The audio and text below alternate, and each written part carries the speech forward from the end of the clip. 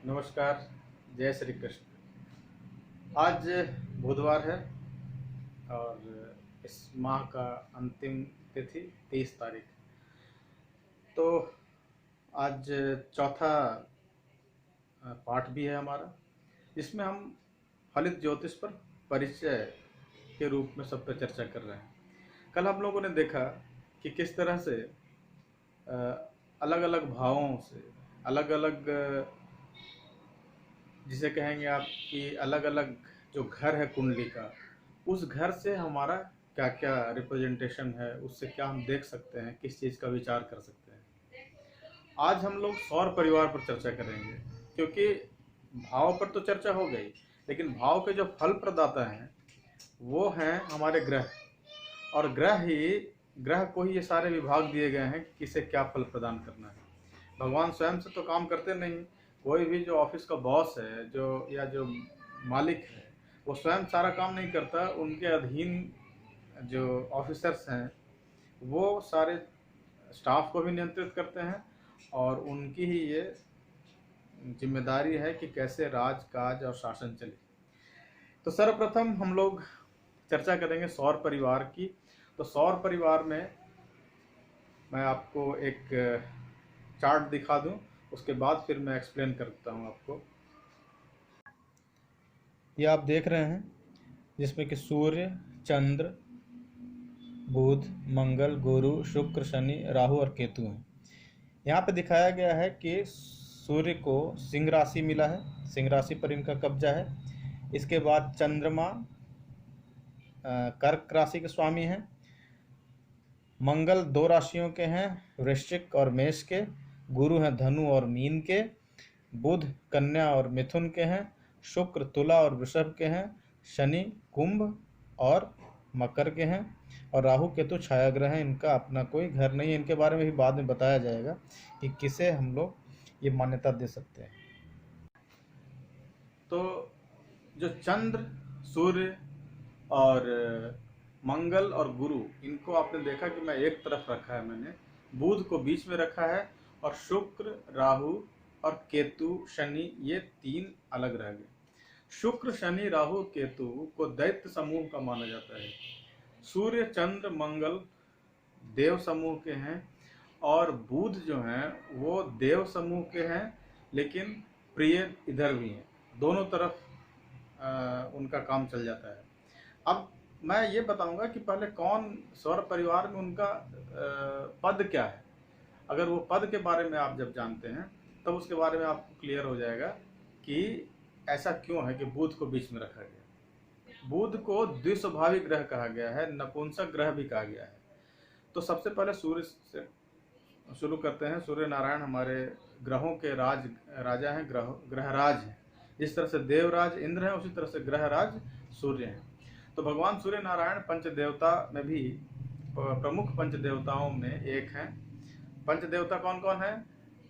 हमारे सबसे पहले प्रथम आराधक जो हैं वो हैं श्री गणेश जी, दूसरे हैं नारायण, फिर शिव जी हैं, फिर पार्वती जी हैं, या जगदम्बा जी ने कह लीजिए। ये 4 हो गए। उसके बाद एक सूर्य नारायण है। यही पंचदेवता है। पंचदेवता और नवग्रह, ये 9 ग्रह, इन सब की पूजा होती है। पंचदेवता नवग्रह की पूजा आपने सुनी होगी। तो ये जो 9 ग्रह हैं, तो इसमें जो सूर्य हैं वो राजा हैं। तो सूर्य का निश्चित तौर से बलाबल में, अगर नैसर्गिक बल में देखें तो सबसे ज़्यादा बलवान सूर्य होते हैं। एक होता है ना कि आपके घर में निश्चित तौर से ये माना जाता है कि बड़ा लड़का सबसे ज़्यादा बलवान होगा। अगर 18, 20, 21 साल के सब लोग हैं, बहुत ज़्यादा एज डिफरेंस नहीं है, तो बड़े लड़के को सबसे ज़्यादा बलवान माने जाएंगे। एक नैसर्गिक ग्रह होता है, एक नैसर्गिक बल होता है। तो वो नैसर्गिक बल यानी नेचुरली सूर्य ये होते हैं। हाँ, लेकिन सूर्य की स्थिति गड़बड़ हुई और आपकी कुंडली में थोड़े से दब गए हैं, दोषयुक्त हैं, तो वो वहाँ पे निर्बल हो जा सकते हैं अन्य ग्रहों की अपेक्षा। लेकिन सूर्य को नैसर्गिक बल प्राप्त है। चंद्रमा क्या है? चंद्रमा भी राजा की तरह ही है, क्योंकि रानी की उपमा दी गई है, तो राजा और रानी लगभग बराबर होते हैं। इसीलिए आप देखेंगे कि एक तो जन्म कुंडली बनती है, दूसरी सूर्य कुंडली, चंद्र कुंडली बनती है। तो चंद्र कुंडली का बड़ा महत्व है। और सारा जो गोचर का जो प्रेडिक्शन होता है, जो ग्रह और नक्षत्रों की जो स्थिति बदलती है अन्य अन्य राशियों में, जैसे कि अभी राहु का परिवर्तन हुआ है, वृश्चिक राशि में चले गए हैं, 1.5 साल तक रहेंगे।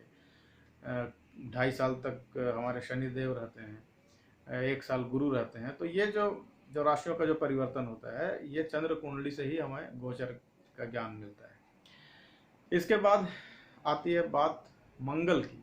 मंगल हमारे सौर परिवार में इनको सेनापति की पदवी प्राप्त है। अब चूंकि सेनापति हैं तो निश्चित तौर से इनके पास बल है, पराक्रम है, उत्साह है, शक्ति है। और ये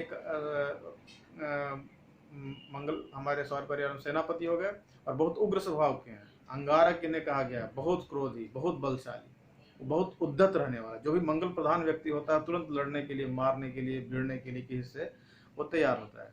इसके बाद हमारे आते हैं बुध। बुध क्या है? राजकुमार है। जो मैंने कहा कि ये बीच में रहेंगे, तो एक्चुअली बुध बालक है।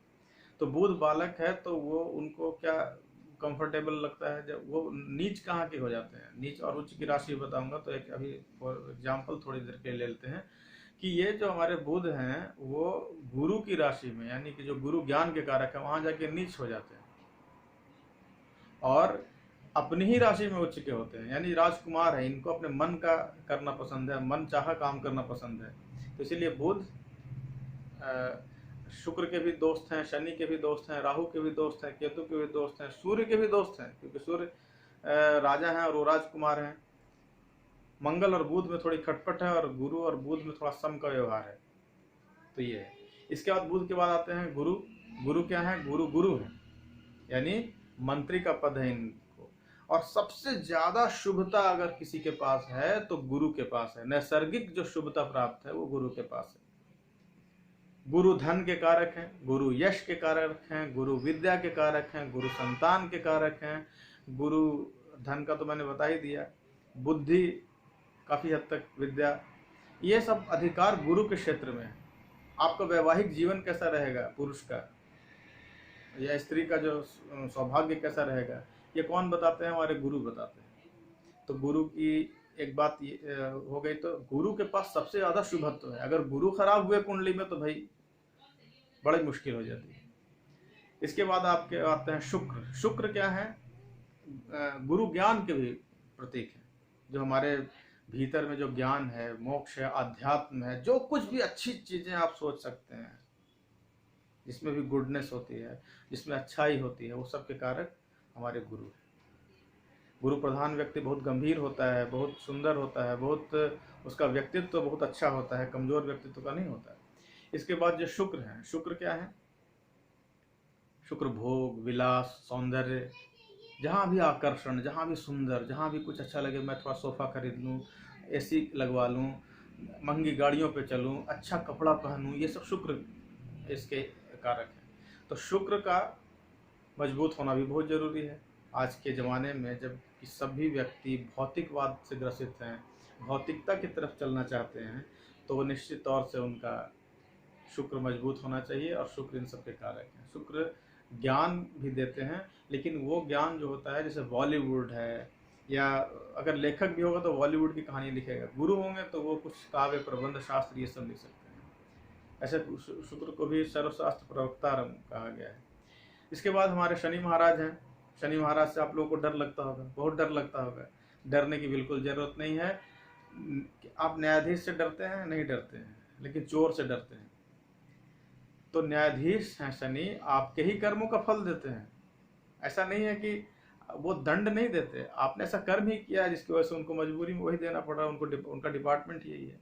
वैसे सौर परिवार में उनका स्थान भृत्य का है, यानी नौकर का है, नौकर चाकर का जो स्थान है। इसीलिए जब शनि अच्छा होता है तो आज के ज़माने में नौकरी में बड़ा पद माना जाता है। शनि माना जाता है कि शनि नौकरी देंगे। पहले के ज़माने में शनि का अच्छा होना ज़्यादा अच्छा नहीं माना जाता था, क्योंकि शनि नौकर होना कोई पसंद नहीं करता था। ज़्यादा दिन की बात नहीं, 50-60 साल पहले की बात है। लोग नौकरी को हीन स्तर का चीज़ मानते हैं, लेकिन आज नौकरी को ही राजयोग माना जाता है। इसके बाद राहु हैं, केतु हैं। राहु और केतु के बारे में तो एक नहीं अनेक वीडियो बनाने पड़ेंगे। बहुत ज़्यादा इनका असर है, और ख़ासकर आजकल का जो कलिकाल है उसमें विशेष प्रकार का इनका प्रभाव है।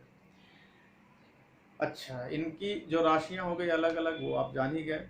अब देखिए मित्रता है, सूर्य बुध के मित्र हैं, सूर्य मंगल के मित्र हैं, सूर्य चंद्र के मित्र हैं, सूर्य गुरु के मित्र हैं। और सूर्य दुश्मन किसके किसके हैं? शुक्र के, शनि के, राहु के, केतु के। सूर्य और शनि आपस में पिता पुत्र हैं, लेकिन फिर भी इनमें कट्टर दुश्मनी है। इसी तरह से शुक्र गुरु को शत्रु नहीं मानते, लेकिन गुरु शुक्र को शत्रु मानते हैं। ऐसे करके एक टेबल दे दूंगा मैं, उसमें आप अच्छे से जान पाएंगे कि कौन एक दूसरे के नैसर्गिक मित्र और शत्रु हैं। तो अंग पर भी अधिकार है। तो नेक्स्ट जो अगला जो हमारा पार्ट होगा उसमें हम ये बताएंगे कि किन किन अंगों पर किन ग्रहों का अधिकार है। कौन सा अंग अगर विकल हो रहा है तो निश्चित मानिए कि ये ग्रह से प्रभावित हो रहा है आपका। इसके बाद रिश्तों पे भी अधिकार, ये दो टॉपिक कल हम लोग कवर कर लेंगे। तो आज इतना ही, और आप लोग लगातार बने हुए हैं मेरे साथ, बहुत प्यार दे रहे हैं। सब्सक्राइब करिए और लोगों तक बांटिए इसको और शेयर करिए। कुछ ही दिनों बाद आप लोगों की फ्री कुंडली रीडिंग भी हम शुरू करने जा रहे हैं। थोड़ा सा धैर्य रखिए, धीरे धीरे इम्प्रूवमेंट आएगा हमारे में भी और आप में भी। निश्चित तौर से आशा है आप बहुत ज़्यादा लाभान्वित हो रहे होंगे। जय जय श्री कृष्ण।